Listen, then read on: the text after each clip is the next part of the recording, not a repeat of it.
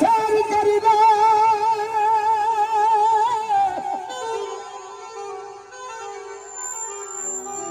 बत्ती विच तू वेले मेरी खली रानी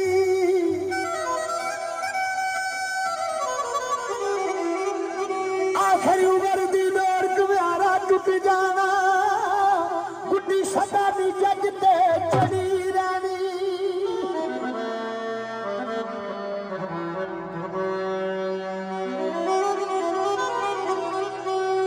खलील पट्टी साहब और सिर्फ पट्टी साहब ने फरमाइश पेश कर रहे हैं कुंड चुक चुक अखन कड़ियां मेरी आई दार चलिया आहो रूपा चलिया जा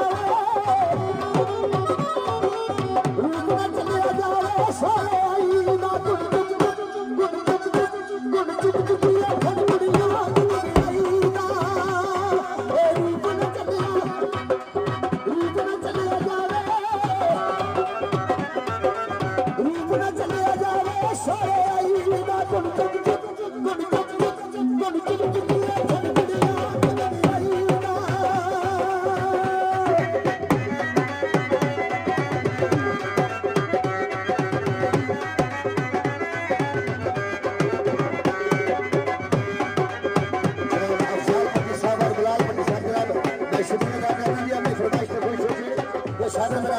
शुक्रिया